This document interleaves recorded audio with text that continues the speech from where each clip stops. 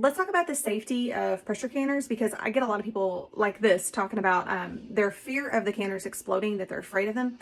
I felt the same way before I started. I had my canner for a good 6-7 months before I ever used it because I was terrified for the same reason. I think a lot of people are afraid of that.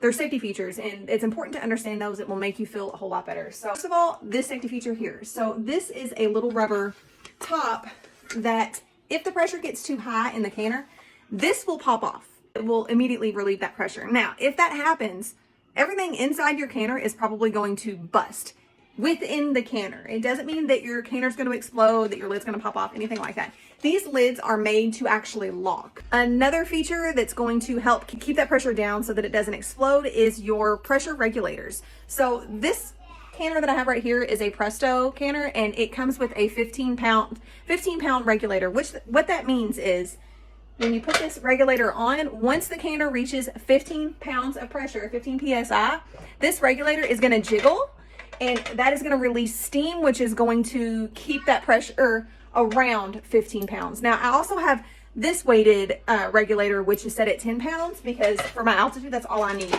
So the pressure in my canner is actually a lot less than 15 under normal circumstances, because this regulator is going to start jiggling once it gets to 10 pounds of pressure. And it usually stays around 12 pounds because I keep my heat up kind of medium, but it never gets anywhere near hot enough to pop this lid off or explode.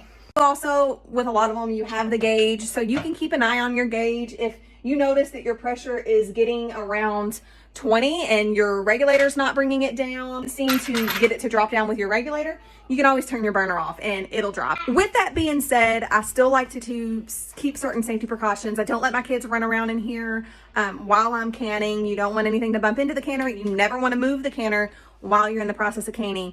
And to answer your question about canning outside, you absolutely can can outside. Now, there's nothing to plug in, not with these. Now, they do have electric canners that you could potentially use outside, but I'm not knowledgeable when it comes to electric canners. So if you want to use something like this outside, which let me show you what it looks like. It's literally just it's a giant pot with the lid locks, like you'd heat it up under a fire. So if you have a portable stove, or like a kerosene or gas burning stove, like a camping stove, you could use this outside. I plan on getting one of those to do certain things outside that especially like in the summer, it's always a good idea to do those things outside so your house doesn't get super hot, because when these things run for a long time, it heats things up pretty significantly.